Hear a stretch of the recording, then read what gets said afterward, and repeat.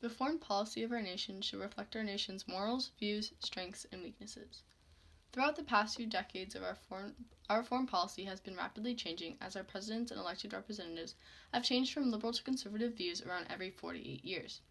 These shifts are leaving us with half-finished wars, security changes, and drastic changes in our relations with foreign nations. Personally, I believe that we should take a more peaceful route when dealing with terrorism and foreign militaries. We should start by taking our foreign relations by building our foreign relations with other leaders and building allies so that we can share resources. By improving our relations, we could finally be able to identify the identity of a global citizen, which will be a hard task. Once we have a global identity, we can finally be able to get things done on a large scale. We can finally start to tackle issues like human rights, security issues, and environmental issues.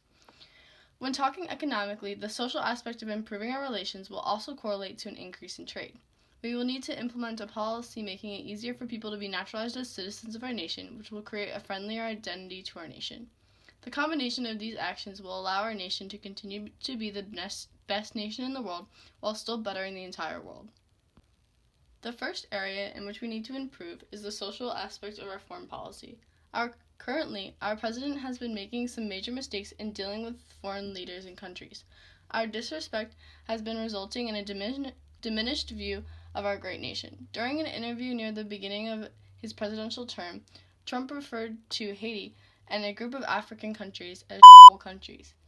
These negative actions create a social disconnect between the United States and lessens our trading bonds and relationships with these countries. We should definitely increase our trade with other countries. For example, with our trading partner China, we alone had over $200 billion gained from trading. We should continue meeting with foreign leaders and strengthening these bonds as it improves both our market and our foreign market. These actions will bring the globe closer together and eventually lead to more cooperation.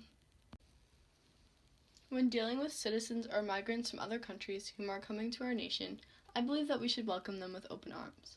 We are a country that is made up of immigrants, therefore it is in our blood to encourage immigration and new citizenships. By allowing immigrants to come to our nation, we are allowing them to live the American dream, and we are building a reputation that shows the rest of the world that we can in fact save the day and be the country that can help innocent people. From Albert Einstein to Elon Musk, innovation in the United States has come from immigrants. When dealing with foreign nations on a security and military level, we need to downsize our military. Since we are not currently in the midst of a big war and not currently in a Cold War, it is extremely unnecessary that billions of dollars of funding are going to military strengthening. Also, a lot of military needs in our current day and age cannot necessarily be fulfilled by using ground attacks and military personnel.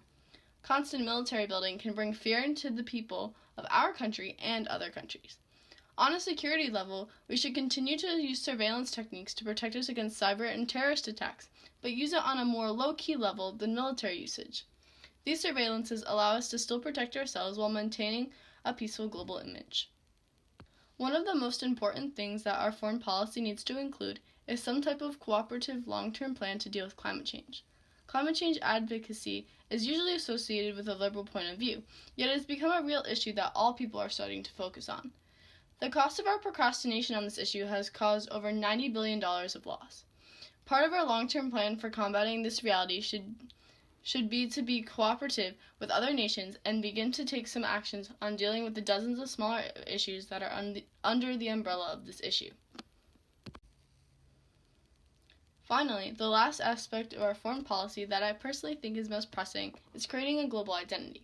According to the Journal of Social and Political Psychology, resistance to globalization could possibly be solved by finding a way to have people realize that we are one single group, creating a mutual respect for everyone and putting out a message that we, as the strongest nation in the world, would like to start a movement towards a global identity may be the key to solving many of these large disagreements and issues today.